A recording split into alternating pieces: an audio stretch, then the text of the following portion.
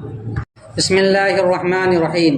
رب للتقلیل ولا يكون مجرورها الا نکرة موصوفة ولا يكون متعلقه الا فعلا ماضیا نحو رب رجل کریم لقیته۔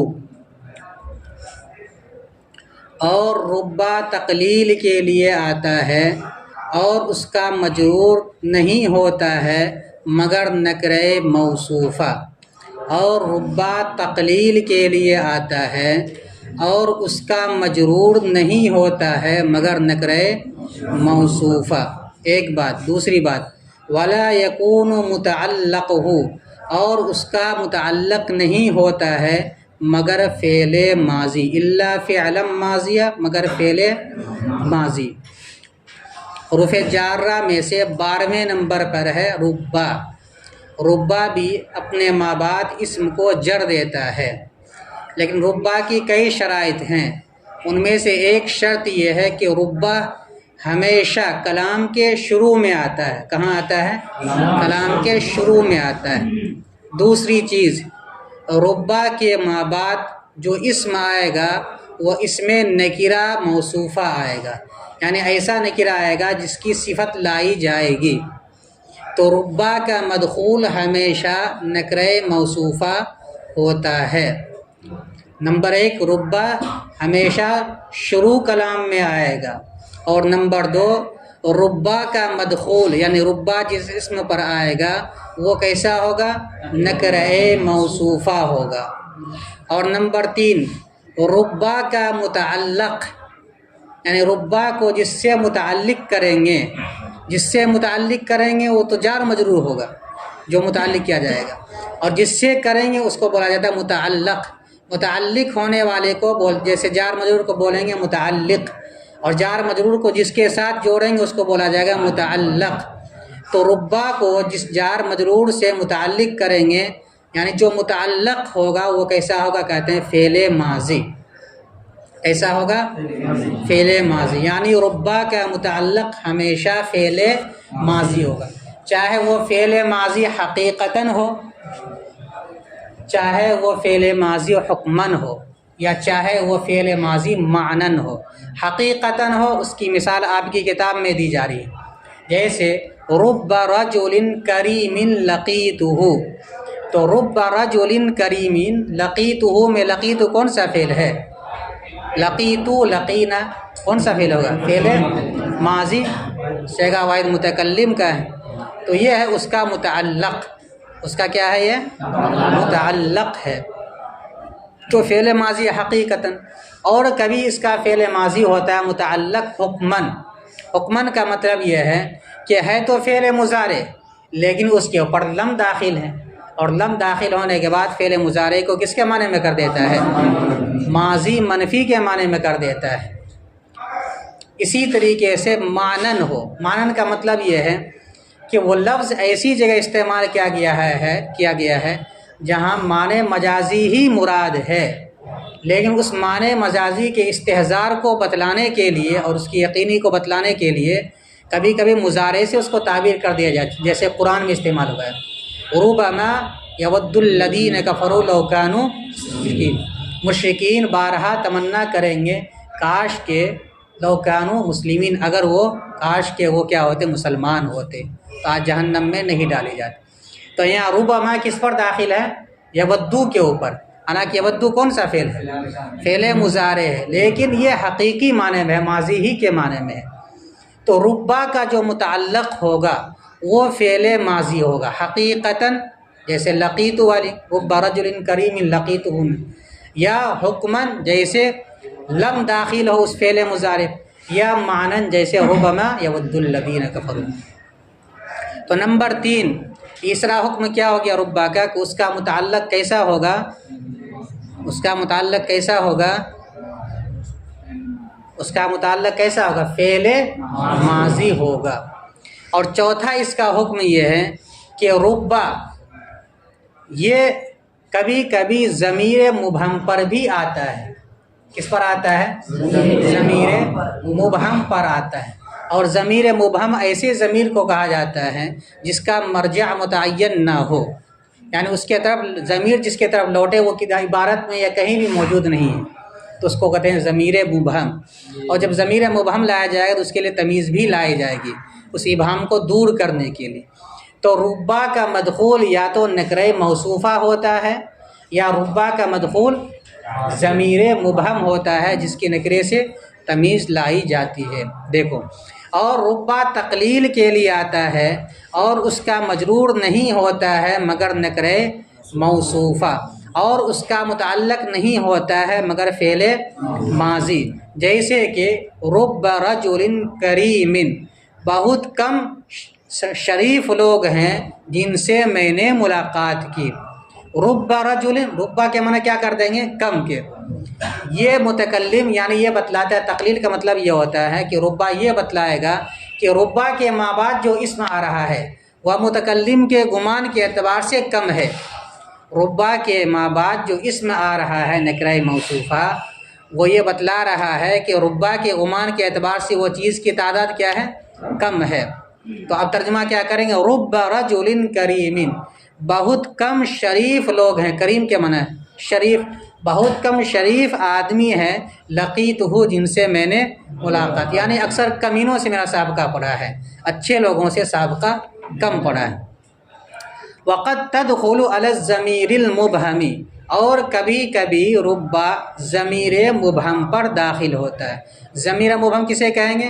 جس کا مرجع متعین نہ ہو۔ اگر متعین ہے تو اس کو ضمیر معین کہا جائے گا، اور اگر متعین نہیں تو اس کو کہا جائے گا ضمیر مبہم۔ ولا یکون، اگر ضمیر مبہم پر داخل ہے تب اس کے لیے ایک شرط کیا ہے؟ ولا یکون تمییزہ الا نکرۃ موصوفۃ، اس کی تمیز نہیں ہوگی مگر نکرہ موصوفہ، ابہام کو دور کرنے کے لیے نکرہ موصوفہ کو لانا ہوگا۔ جیسی اس کی مثال دیتے ہیں، نحو ربہ رجلا جوادا، بہت کم ہے وہ یعنی سخی آدمی، بہت کم ہے وہ یعنی سخی آدمی، بہت کم ہے وہ، کس کے اندر ابہام ہے، تو اس ابہام کو دور کیا کس نے؟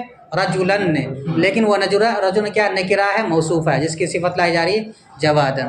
بہت کم ہے وہ یعنی سخی آدمی۔ ترکیب دیکھو، واو مستانفہ، لفظ ربا مبتدا، لفظ ربا مبتدا، لام حرف جار التقلیلی مجرور، جار اپنے مجرور سے مل کر متعلق ہوا ثابتۃ شبہ فعل کر، ثابتۃ شبہ فعل اپنے فاعل اور متعلق سے مل کر شبہ جملہ ہو کر لفظ ربا مبتدا کی خبر، مبتدا اپنی خبر سے مل کر جملہ اسمیہ خبریہ ہوا۔ بعد والی ترکیب کو دیکھنے سے پہلے ایک یاد رکھیے، ایک ہوتا ہے مستثنی مفرغ۔ مستثنی کیسا ہوتا ہے؟ اگر مستثنی واقع ہوا ہے کلام غیر موجب میں، کلام غیر موجب کسے کہا جاتا ہے؟ جس میں نفی ہو یا نہیں ہو یا استفہام ہو۔ یہاں دیکھیے لا یکون، فعل منفی ہے نا، تو ایسے کلام کو کہا جائے کلام غیر موجب، اس میں حرف استثناء آیا ہے، اس کے بعد مستثنی ہے۔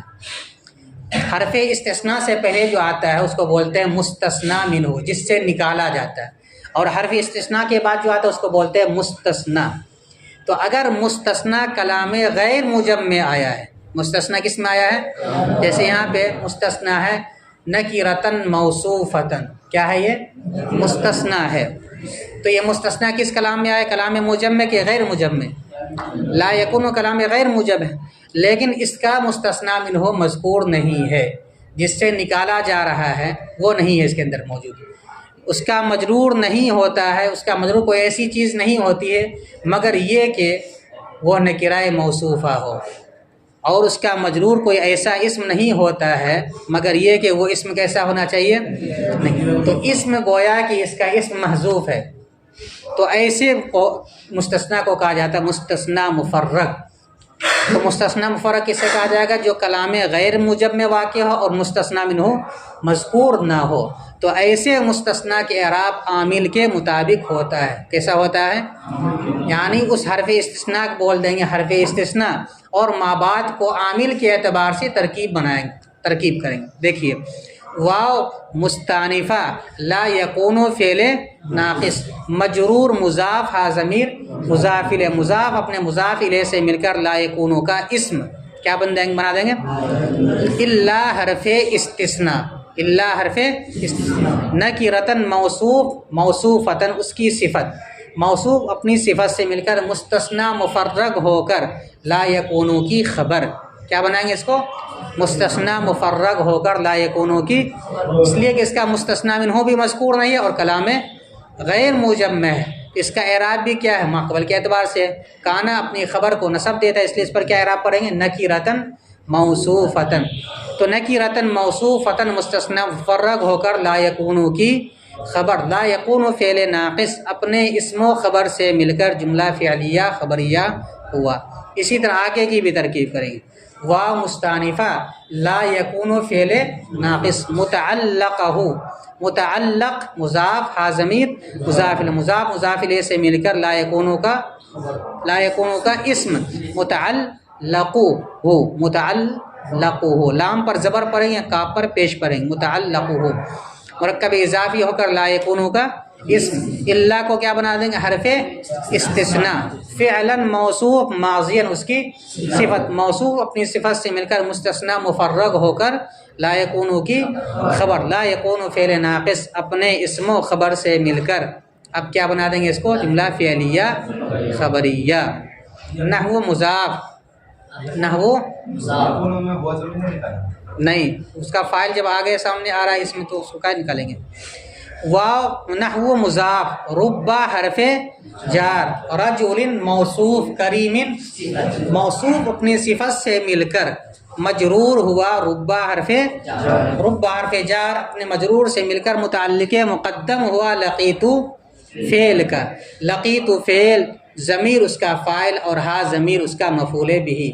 لقیتو فعل اپنے فاعل مفعول بھی اور متعلق مقدم سے مل کر جملہ فعلیہ خبریہ ہو کر نحو مضاف کا مضاف الیہ مضاف اپنے مضاف الیہ سے مل کر مضاف اپنے مضاف الیہ سے مل کر مثال و مبتدا محذوف کی خبر مبتدا محذوف اپنی خبر سے مل کر جملہ اسمیہ خبریہ ہوا.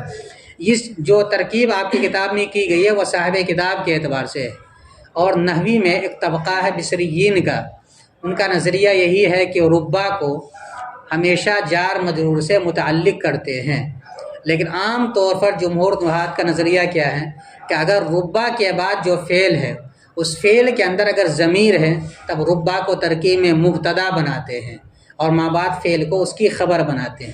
تو اس کے اعتبار سے ترکیب ہو جائے گی ربا حرف جار ربا کو بنا دیں گے مبتدا ربا مضاف رجل موصوف کریم صفت موصوف صفت سے مل کر مضاف الیہ سے مل کر اس کو بنا دیں گے مبتدا اور لقیتہ کو بنا دیں گے جملہ فعلیہ ہو کر کے اس کی خبر.